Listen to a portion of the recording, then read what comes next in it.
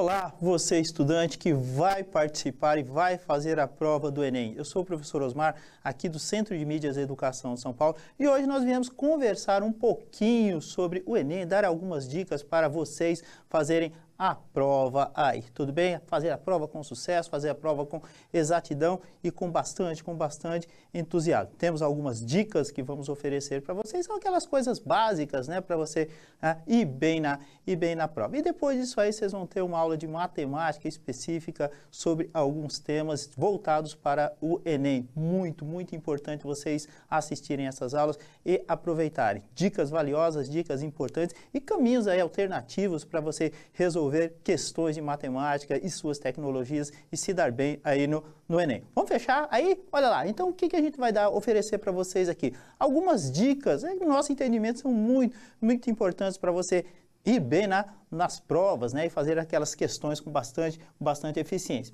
Então aqui a gente separou basicamente duas questões. Antes da prova, o que você tem que fazer? Bom, se prepare com antecedência, não deixe para estudar alguns dias antes da prova ou como alguns fazem algumas horas, não, de jeito nenhum, tá? Então você tenha um domínio amplo de conhecimentos gerais, é muito importante. Ah, professor, eu vou fazer prova de matemática, tá? Eu preciso saber geografia, precisa. Geopolítica, extremamente importante, economia, atualidades. Por quê? Porque são questões, né, que acabam, de alguma maneira, se entrelaçando com o conteúdo de matemática. Então, é muito importante você ter conhecimento amplo, conhecimento geral e variado aí sobre essas questões. São muito importantes para você resolver também as questões de matemáticas, além de outras. Bom, no dia antes da prova também, o que você tem que fazer? Não é para estudar, não. É para descansar.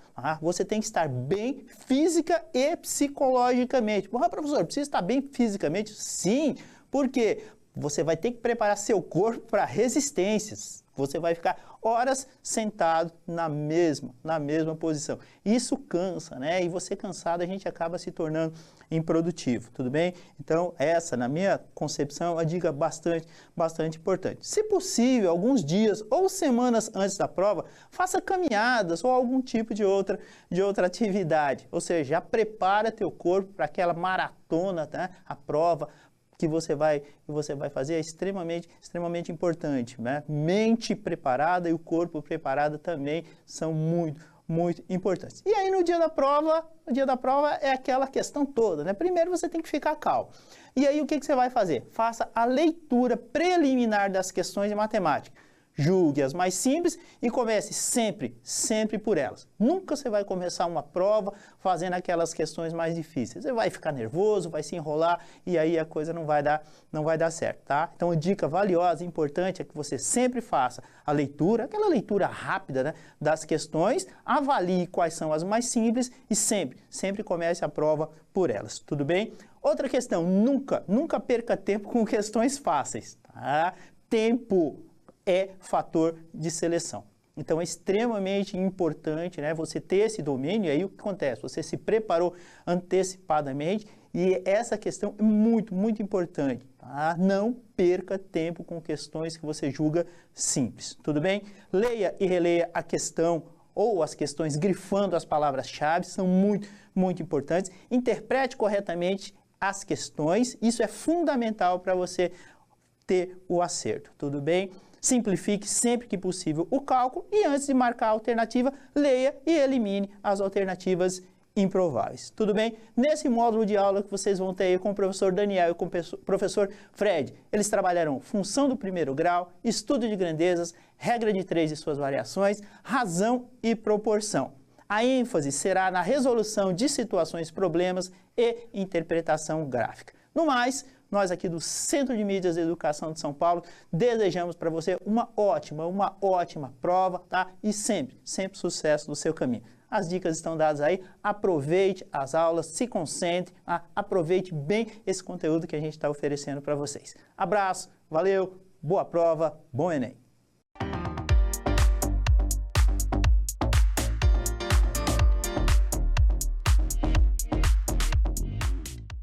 Olá, galera. Aqui quem vos fala é o professor Frederico Braga. Eu sou o Fredão, um dos professores da matemática, aqui da equipe da matemática da Escola SEB. A gente vem vos falar hoje um pouquinho sobre Eu no Enem, né? Sobre essa prova de matemática do Enem. Bom, vamos pensar um pouquinho no que é o Enem. O Enem é uma prova muito bem montada de matemática, na minha opinião, uma das melhores do país. Só que ela é uma prova bastante extensa, você sabe disso, né? É uma prova com 45 questões de matemática, toda contextualizada, com enunciados na maior parte das vezes muito longo, então nós precisamos ter bastante atenção para essa prova. O intuito dessas aulas que nós teremos ao longo, né, de muitos encontros, é exatamente isso, é dar várias dicas como você proceder na prova do Enem. Quais são os assuntos importantes para você, aluno, estudar, né, para obter aquela sonhada nota e aquela vaga tão esperada na universidade pública, tá? Então, na minha opinião, Enem, prova de matemática, linda de morrer, mas bastante cuidado. Cuidado, atenção na leitura. E leitura tem que ser sempre muito atenta, né? Bastante atenção nessa leitura, sabe? Vai destacando os principais pontos lá do enunciado, vai trazendo do lado da questão as informações importantes que você destacou nesse enunciado. Toma cuidado que a leitura é principal, é primordial numa boa resolução. Segunda coisa, ter conhecimento matemático. Para isso, nós vamos estudar bastante, tá? Pegar os principais assuntos da prova e detalhar. Você aí desse lado vai fazer o seu papel, estudar aquilo que nós estamos falando aqui, beleza? A gente faz uma parte aqui, você faz uma parte aí. Estudar os assuntos que são mais importantes. Tome muito cuidado, alguns assuntos são muito frequentes na prova do Enem, alguns assuntos são muito recorrentes. Terceira coisa que eu te peço, nada de chutar questões lá no Enem. Chutar sem ler não está com nada. Nós temos que ler essa prova inteira, que é extensa. Lembra que nós vamos passar pela TRI, teoria da resposta ao item. Você não pode chutar sem ler as questões. Precisa ler a prova inteira para identificar dentre as 45 questões de matemática, querido, aquela questão que é fácil, aquela que você vai acertar. Identificar dentre as questões, as 45 de matemática, as questões de nível intermediário, que você vai se dedicar para acertar também. E aí as questões difíceis nós vamos ver o que a gente pode fazer, né? Algumas você vai acertar, eu tenho certeza absoluta, por isso que eu te peço empenho, e outras nós vamos olhar para as alternativas, tá? Algumas alternativas você tem que passar longe delas, tá bom? Longe. Essa é a prova do Enem. Ano passado, a prova da matemática espetacular, todas as questões contextualizadas, com muita matemática envolvida, tá? Só para você ter uma ideia, a nota máxima da prova do Enem ano passado, a nota máxima da prova do Enem 2019, porque você sabe, a prova do Enem que nós vamos fazer se chama 2020, né? Sempre o ano de aplicação. A prova nota máxima de matemática foi 985 pontos, ela não chegou a 1.000. A TRI decidiu que a prova não valeria 1.000 pontos, por conta da dificuldade dessa prova que não foi tão elevada assim. Então, o que nós vamos começar nesse momento é falar de alguns assuntos. E eu separei aqui para você a competência de área 4, galera. Essa competência de área 4 diz assim, ó, construir noções de variação de grandezas para compreender a realidade e a solução de problemas do cotidiano. O que nós vamos estudar agora é o estudo das grandezas. Determinar para você, meu filho, o que é uma grandeza. Analisar as grandezas para discutir se elas são direta ou inversamente proporcionais. E aí utilizar esse conhecimento matemático na resolução de situações, problemas. A prova do Enem é isso. A prova do Enem é você identificar naquela questão de matemática qual o assunto que você conhece que resolve aquela situação. Problema. Essa é a prova do Enem. Por isso que eu digo para você que a prova do Enem tem muita matemática embarcada e aqui estamos juntos para fazer essa matemática aí, tá? Um dos assuntos escolhidos para nós começarmos o nosso estudo é esse aqui, ó, razão e proporção, galera. Talvez seja o assunto mais cobrado na prova do Enem, nessa história do Enem, que já é longa, tá? Razão e proporção. Mas você, aluno, tem que entender qual a diferença entre razão, qual a diferença entre proporção, beleza? Você tem que entender isso. Qual a diferença de uma, qual a diferença da outra. Ô, Fradão, não é a mesma coisa? Não é a mesma coisa não, filho. Vejamos aí um exemplo. Eu quero começar falando de razão. Razão, divisão, fração, quociente são sinônimos, Quando o enunciado usar essa palavra razão, olha para mim aqui. Razão significa divisão, fração, quociente, um pelo outro. Isso significa a razão. Dado dois números inteiros, dado dois números A e B, chamamos de razão a divisão, o quociente obtido na fração A sobre B. Lembrando que B tem que ser diferente de zero. Quando a gente fala de razão, razão é divisão, é fração. Qual a razão, Fredão, entre A e B? Quando eu te pergunto qual a razão entre A e B, eu estou te perguntando quanto é que dá A dividido por B. E o B é o denominador dessa fração. Lembra que quando você tem a barra da fração, a parte de cima se chama numerador e a parte de baixo se chama denominador. E em toda fração, lembra do primeiro mandamento da matemática: não dividirás por zero. O denominador não pode ser zero. Por isso que eu falei assim, dados os dois números A e B com B diferente de zero, chamamos de razão o quociente entre A e B. Eu vou te dar um exemplo aqui, ó. Eu fiz uma fração aqui, ó, 3 quartos. 3 quartos é um exemplo de fração. 3 quartos é um exemplo de razão, de quociente. Outro exemplo, 7 terços. Você tem duas maneiras de representar uma fração, de representar uma razão. Você pode representar essa fração usando a barra da fração. Você viu que eu escrevi? 3 sobre 4, 7 sobre 3. Ou você pode usar uma notação menos usual, mas também que você pode ser usado, que é assim, ó, 3 para 4, 7 para 3. Essa é a definição de razão. Tranquilo. Falou de razão, lembrou divisão. Divisão, quociente, um pelo outro, a mesma coisa. Qual a razão entre a idade do professor e a idade do aluno? Quando eu pergunto qual a razão entre a idade do professor e a idade do aluno, basta que você divida a idade do professor pela idade do aluno. Pegou a ideia? Entendeu? É isso? Razão significa divisão, fração.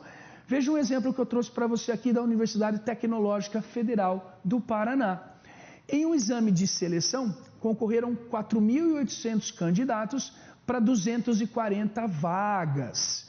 A razão, veja, ó, a razão, a divisão, a fração, é isso que ele está te pedindo, olha lá, a razão entre o número de vagas e o número de candidatos foi de, ó, a parte mais importante desse enunciado todo é uma palavrinha desse tamanho, é uma palavrinha chamada razão. Quando ele falou qual a razão entre o número de vagas e o número de candidatos, ele está te pedindo qual a divisão, qual o quociente, veja aí que eu marquei, ó, qual o quociente entre o número de vagas e o número de candidatos. É só isso, acabamos o problema. Qual a razão entre o número de vagas e o número de candidatos? Escutou o que o Fredão falou? Razão, divisão, fração, quociente são sinônimos. Então já acabou, o problema já era.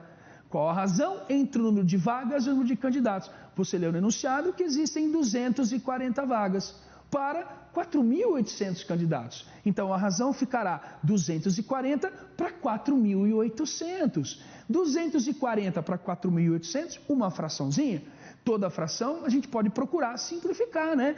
Olha para cima, olha para baixo, olha para o numerador e para o denominador. Veja que esse numerador e esse denominador são divisíveis por 240. Nós poderíamos dividir essa fração, essa razão, esse quociente em cima e embaixo por 240. Se isso nós fizéssemos, querido, divida em cima e embaixo por 240, você obtém a razão 1 sobre 20. Trouxe outra questão e agora da prova do Enem do ano passado. Veja essa questão que legal. É uma questão de texto longo, com gráfico para você analisar, mas bastante tranquilo. Tá aí, ó, a palavra gráfico. Gráfico é uma forma de você transmitir informações para o aluno. E essa forma de transmitir informações para o aluno, nos enunciados do Enem, é muito comum, é muito corriqueira. São várias as questões envolvendo o gráfico lá no Enem. E qual a ideia? A ideia é interpretar o gráfico para extrair dele as informações do problema. Veja essa questão aqui, questão do Enem de 2019, a questão 177 da prova. A taxa de urbanização de um município é dada pela razão, olha a palavra aí, razão, entre a população urbana e a população total do município. Isto é, a soma das populações rural e urbana. Eu grifei isso para você no enunciado, que é uma parte bastante importante lá. Os gráficos apresentam, respectivamente, a população urbana e a população rural de 5 municípios, a quem eles chamam de 1, 2, 3, 4 e 5, de uma mesma região estadual. Em reunião entre o governo do estado e os prefeitos desses municípios, ficou acordado que o município com maior taxa de urbanização receberá um investimento extra em infraestrutura. Então, o governo do estado e prefeito conversaram, estabeleceram que o município que tivesse a maior taxa de urbanização receberia uma verba extra para infraestrutura. Aí veja o gráfico que ele trouxe. Ele trouxe 2 gráficos indicando, no primeiro, o da esquerda, a população urbana de cada município e à direita, a população rural de cada município ali. Muito bem? Ele pergunta assim, segundo o acordo, qual município receberá o investimento extra? Bom, o que nós vamos ter que fazer? Nós vamos ter que calcular a taxa de urbanização. E o enunciado falou que a taxa de urbanização é a razão, é a divisão entre a população urbana e a população total do município. Então, eu vou escrever isso, ó. Taxa de urbanização é a razão, é a divisão entre a população urbana e a população total do município. O que eu vou fazer? 5 contas. Eu vou calcular a taxa de urbanização para os municípios 1, 2, 3, 4 e 5.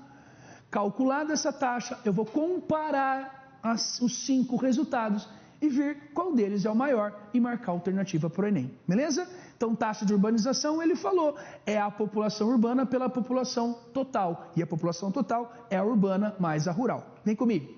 Eu vou calcular a taxa de urbanização 1. Veja, população urbana por população total. No gráfico, a população urbana, 8.000 pessoas e a rural, 4.000. Então, ficaria assim, população urbana, 8.000 pelo total, 8.000 mais 4.000. Se isso você fizesse 8.000 por 12.000, simplifica essa fração, obtém-se a razão 2 para 3, 2/3. Eu faria a mesma coisa para o município 2. Olha lá, população urbana do município 2. O gráfico diz 10.000. População rural, 8.000. Então, como é a população urbana pelo total, vai ficar 10.000 por 18.000.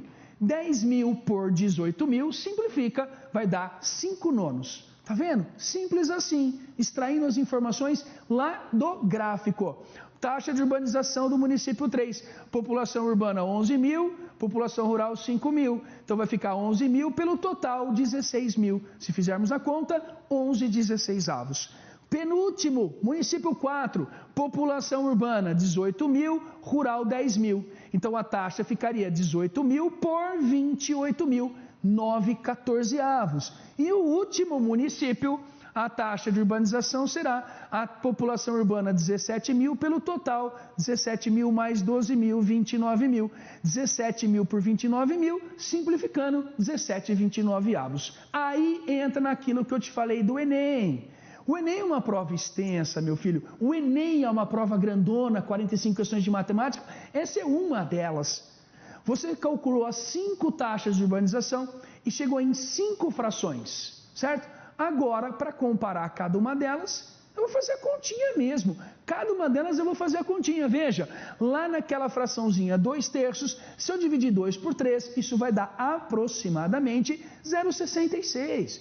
A mesma coisa, ó, 5 dividido por 9, se eu dividisse 0,55. A penúltima lá, a taxa 3, 11 por 16, se eu dividisse 0,68. Olha lá, a taxa 4, 0,64. E a última, 17/29, se nós dividíssemos 0,58.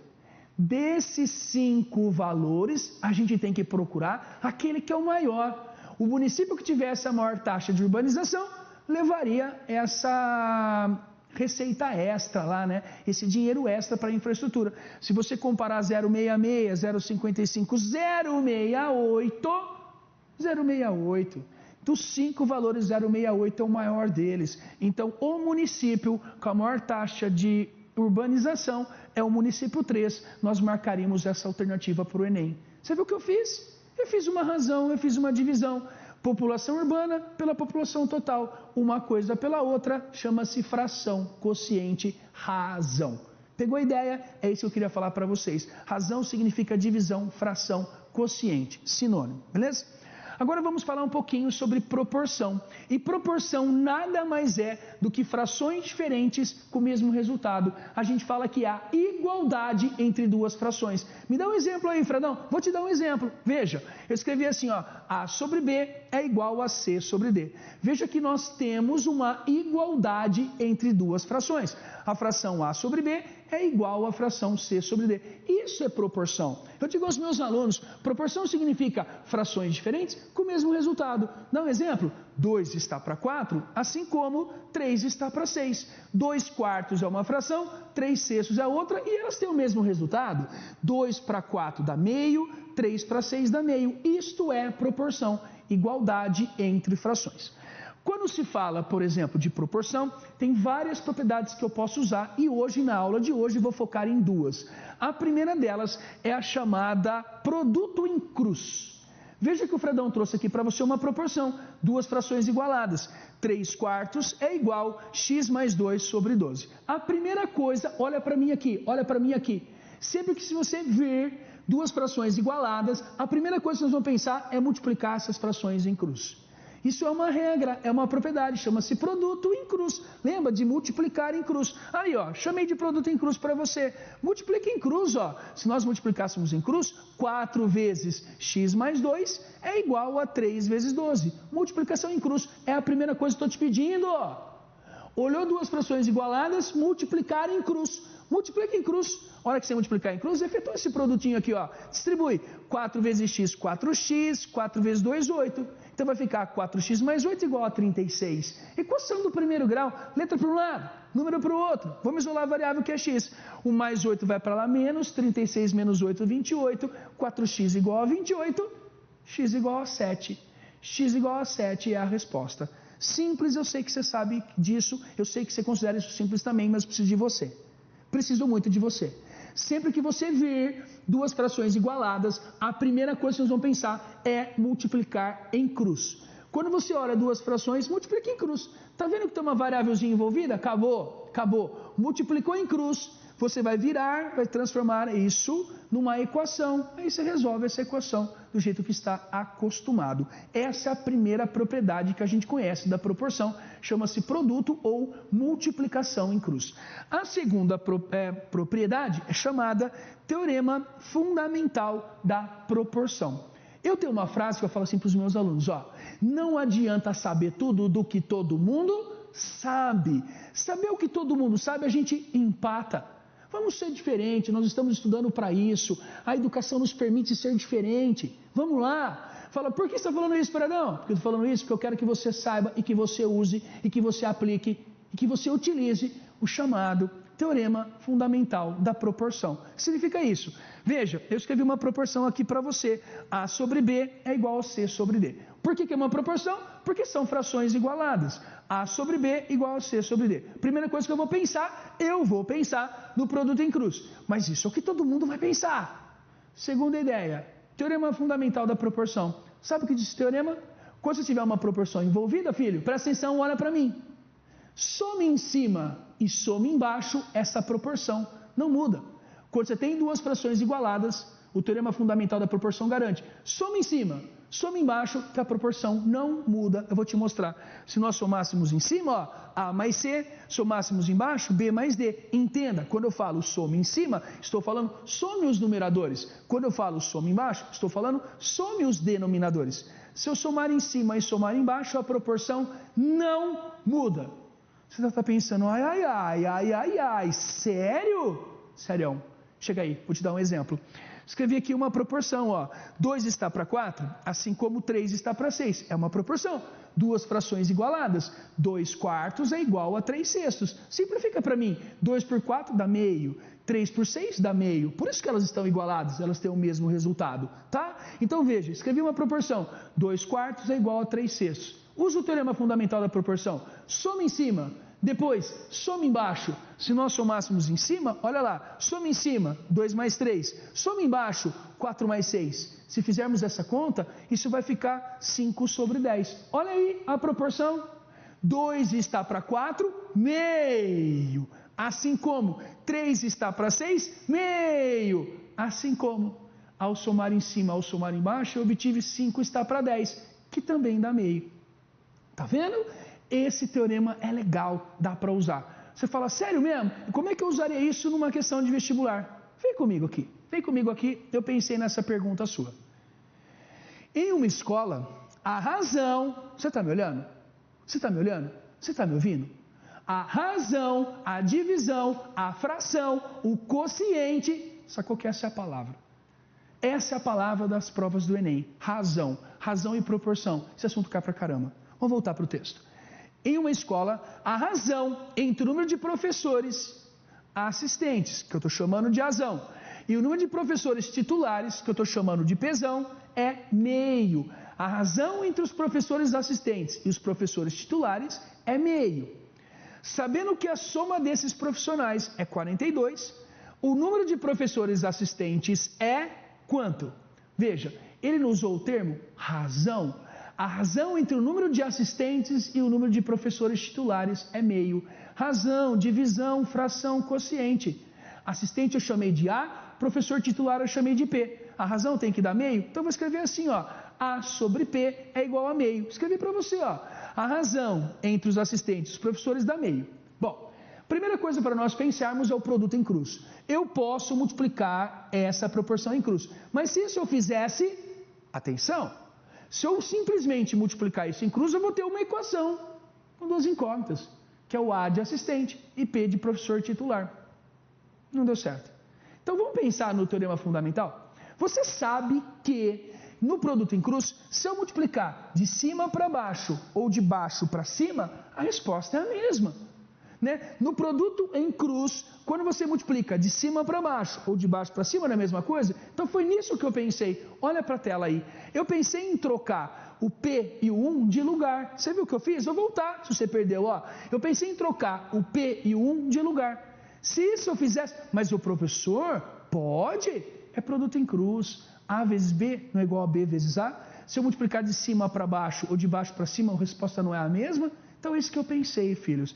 Eu vou trocar o P e o 1 de lugar. Se isso eu fizesse, eu escreveria a proporção um pouquinho diferente. Veja, o P que estava embaixo subiu, o 1 que estava em cima desceu. Então ficou assim, ó, A sobre 1 é igual a P sobre 2. Proporção, frações igualadas. Lembra do teorema fundamental da proporção? Se eu somar em cima e se eu somar embaixo, a proporção não muda. É isso que eu vou fazer, meu filho. Eu vou somar em cima os numeradores, vou somar embaixo os denominadores. Se isso eu fizesse, ficaria assim, ó. Somando em cima A mais P, embaixo 1 mais 2. Ajuda o Fredão aqui. A mais P significa o número de assistentes, de professores assistentes, mais o número de professores titulares. Ele falou, a soma desses profissionais é 42. Então eu posso trocar esse A mais P por 42. Então ficaria assim, 42 dividido por 3. Acabou. Olha aí, acabou. Acabou porque você tem uma proporção envolvida, você viu? Eu escrevi assim, ó, A sobre 1 é igual a P sobre 2, somei em cima, somei embaixo, porque era o teorema fundamental da proporção, isso deu 42 sobre 3. Sabe o que quer dizer? Olha para a tela.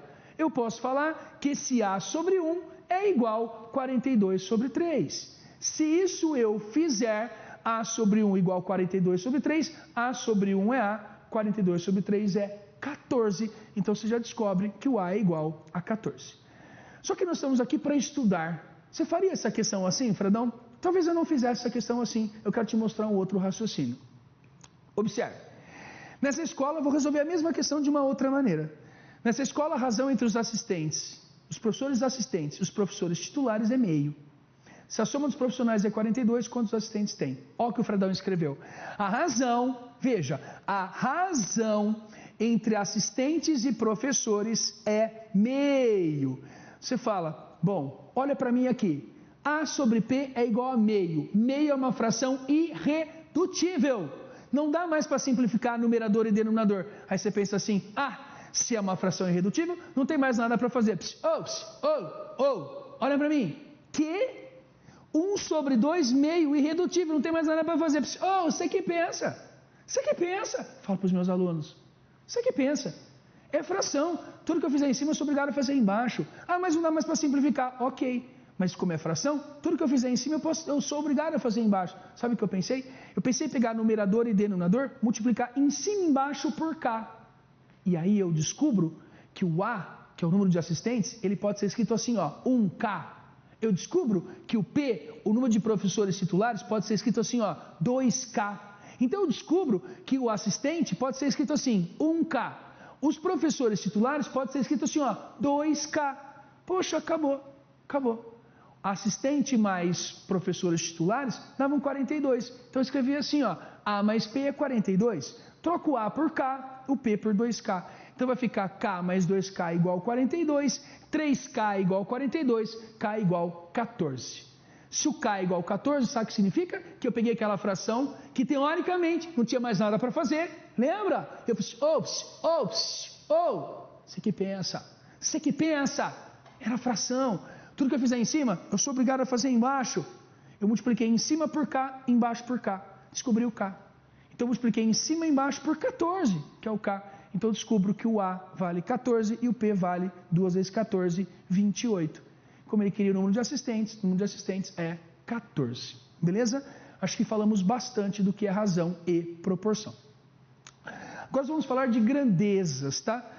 Grandezas proporcionais. Primeiro, entender o que significa a palavra grandeza. Grandeza é tudo aquilo que a gente consegue contar. Eu consigo contar quantos carros tem no trânsito? Consigo. Número de carros é uma grandeza. Eu consigo contar quantos alunos estão assistindo a minha aula agora? Sim, número de alunos assistindo a aula agora é uma grandeza. Eu consigo contar qual que é a distância da minha casa até o colégio? Sim, eu consigo contar. Distância é uma grandeza. Então, grandeza é tudo aquilo que a gente conta. O que nós vamos estudar agora é analisar as grandezas que a gente chama de diretamente proporcionais e grandezas inversamente proporcionais. A gente fala assim, ó, se duas grandezas são diretamente proporcionais, a razão entre elas é constante. Escuta bem o Fredão falando. Se duas grandezas são diretamente proporcionais, a razão entre elas é constante. Eu preciso que você estude isso. Grandezas diretamente proporcionais, GDP, as iniciais. Grandezas diretamente proporcionais, a razão entre elas é constante. Se A e B são duas grandezas diretamente proporcionais, a razão entre elas é constante.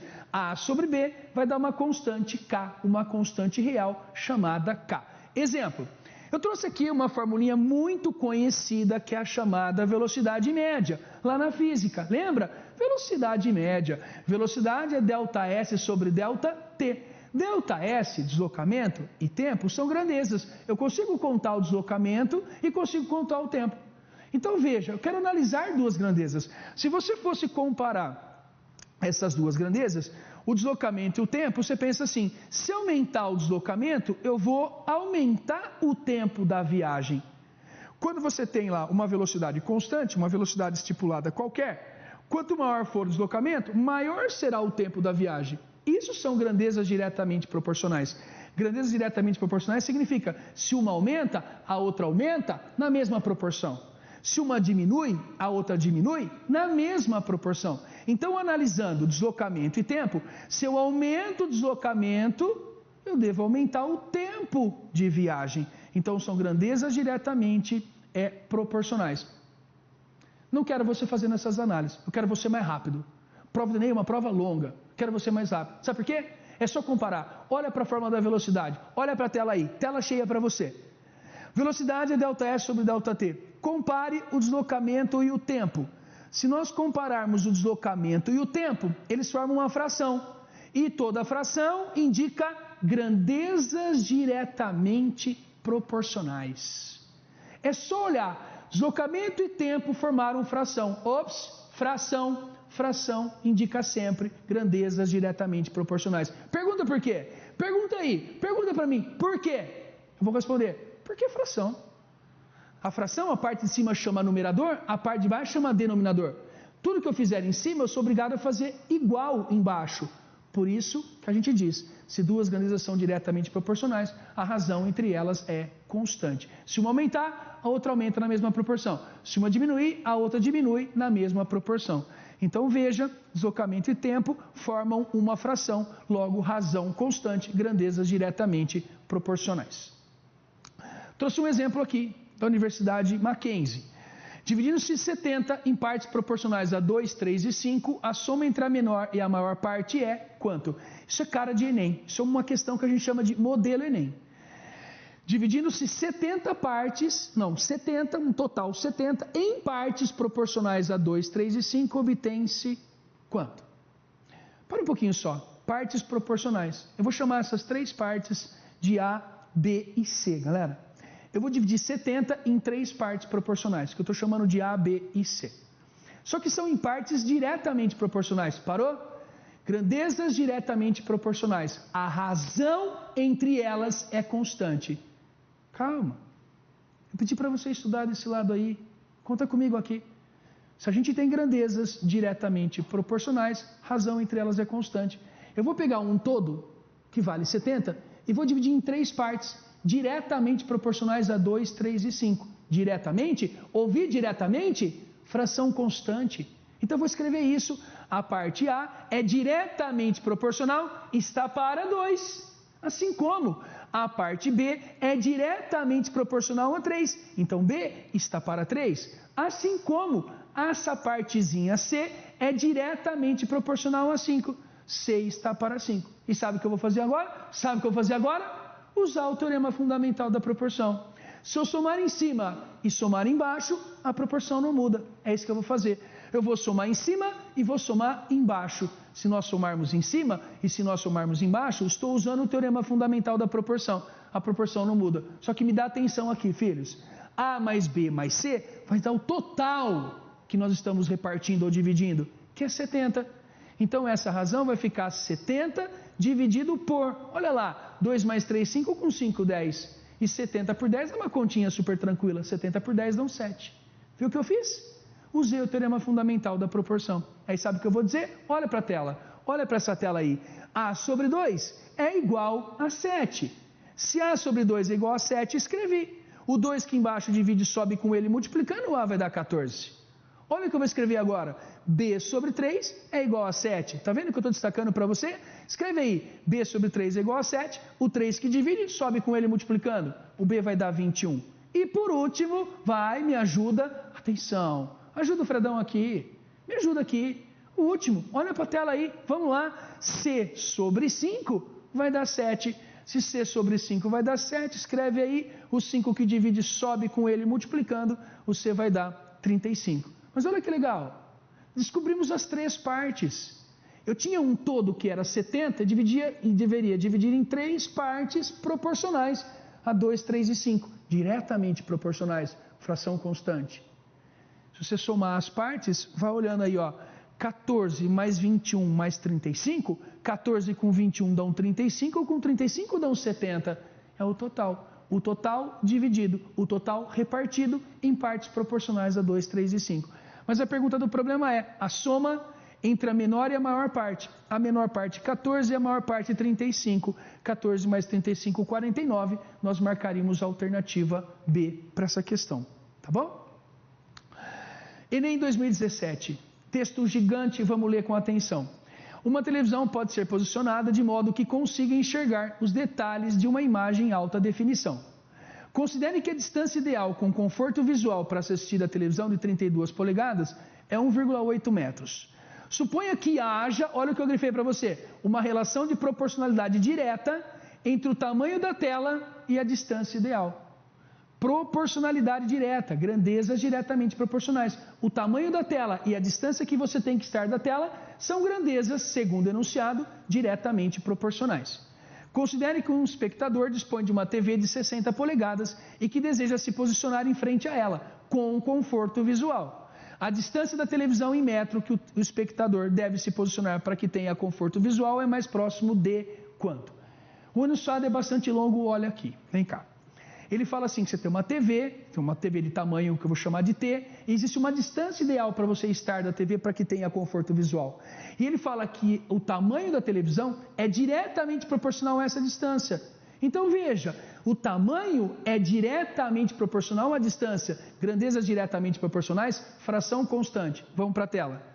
O tamanho é diretamente proporcional à distância que você tem que estar dela. Então o tamanho pela distância vai dar uma constante K. No enunciado, ele fala assim, ó, que uma televisão de 32 polegadas, a distância ideal é de 1,8 metros. Então vem aqui no tamanho da TV, troque por 32 e na distância ideal por 1,8. 32 por 1,8 é a sua constante K. Isto quer dizer que o tamanho da TV era diretamente proporcional à distância que você tem que estar dela. Diretamente fração constante. T sobre D dá uma constante. Nós descobrimos essa constante. Então eu vou escrever para você. T sobre D é igual a essa constante. Olha que eu escrevi. 32 por 1,8. Ele fala assim, para quem tem uma TV de 60 polegadas, qual é a distância ideal? Sabe o que eu pensei? Eu pensei em pegar essa relação que eu tenho pronto, multiplicar em cruz, isolar a distância. Isolei a distância. Agora eu vou trocar o T, que é o tamanho da TV, por 60 polegadas. Olha lá, se quem tem uma TV de 60 polegadas, qual a distância ideal dela? Então lá no lugar dessa formulinha, onde tem o T, eu vou trocar por 60. Vou fazer a conta, 1,8 vezes 60, dividir por 32. Isso vai dar um valor aproximado de 3,37, que é a alternativa D. Recapitulando, grandezas diretamente proporcionais. A razão entre elas é constante. O tamanho era diretamente proporcional à distância. T sobre D dá uma constante K. Agora vamos falar de grandezas inversamente proporcionais. Se eu disser que A e B são duas grandezas inversamente proporcionais, o produto entre elas é constante. Se elas forem diretamente proporcionais, razão constante. Se elas forem inversamente proporcionais, o produto entre elas é constante. Então, A vezes B é uma constante K. Por que o produto entre elas é constante? Porque elas são inversamente proporcionais. Disse assim, ó, se A e B são inversamente proporcionais, eu quero dizer que o A está para o inverso de B. Então, A está para, olha a tela, o inverso de B. O inverso de B é 1 sobre B. Ao invés de nós dividirmos por uma fração, eu multiplico pelo inverso. Por isso que vira produto constante. Quando as grandezas são diretamente proporcionais, razão constante. Quando elas são inversamente proporcionais, o produto entre elas é constante. Peguei uma formulinha muito conhecida de vocês, que é a formulinha da física, primeira lei de Newton lá, força igual massa vezes aceleração. Compara a massa e a aceleração. Elas estão multiplicadas. É produto. Se é produto, inversamente proporcional, galera. Se tiver dividido, diretamente. Se tiver multiplicado, inversamente, é só olhar. Você pensa, se aumentar a massa, diminui a aceleração. Aumenta uma, diminui a outra na mesma proporção. Se diminuir a massa, aumenta a aceleração. Não precisa pensar nisso não, vamos ganhar tempo. Massa e aceleração, elas estão multiplicadas ou divididas? Multiplicadas. São grandezas inversamente proporcionais. Pegou essa ideia? Se as grandezas estiverem divididas, elas são diretamente proporcionais. Se elas estiverem multiplicadas, elas são inversamente proporcionais. Eu vou te mostrar um exemplo aqui. A lei da gravitação estabelece que a intensidade da força entre dois objetos, ela é dada pela equação F é igual a G, que multiplica M1, M2 por distância ao quadrado. Sendo M1 e M2 as massas dos objetos, D a distância entre eles, G a constante de gravitação e S a força de atração gravitacional. Formulinha da física. Considere um esquema que representa 5 satélites de mesma massa orbitando a Terra. Denote os satélites por A, B, C, D e E, sendo esta a ordem decrescente de distância. A é o mais distante e E é o mais próximo da Terra. Veja. O A é o mais distante da Terra, o E é o mais próximo da Terra. De acordo com essa lei, a Terra exerce maior força sobre o satélite qual? Olha para a tela, olha para mim, agora vamos olhar para essa tela aí. Peguei a formulinha que foi dado, força de atração gravitacional é G que multiplica M1, M2 por distância ao quadrado. Sabe o que eu pensei? Eu pensei em pegar esse distância ao quadrado e passar lá em cima multiplicando a força. Então, força vezes distância ao quadrado vai ser G, M1, M2. Repare agora, força e distância ao quadrado, elas estão multiplicadas ou divididas? Olha para o teu professor. Força e distância ao quadrado, elas estão multiplicadas. Quando as grandezas estão multiplicadas, elas são direta ou inversamente proporcionais? Inversamente proporcionais. Se elas fossem diretamente, fração. Se forem inversamente, produto. Como a força e a distância ao quadrado estão multiplicadas, elas são grandezas inversamente proporcionais.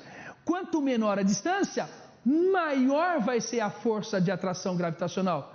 Se uma diminui, a outra aumenta na mesma proporção. Se uma cai pela metade, outra dobra. Se uma cai para 1/3, outra triplica. É isso que eu quis dizer. Então, como força e distância ao quadrado estão multiplicadas, elas são grandezas inversamente proporcionais. Quanto menor a distância, maior a força. O satélite de menor distância em relação à Terra é o satélite E. Logo, a força de maior atração vai ser sobre o satélite E, que nós marcaríamos a alternativa E. Tudo bem? Ficamos por aqui. Um grande abraço. Tudo de bom para vocês.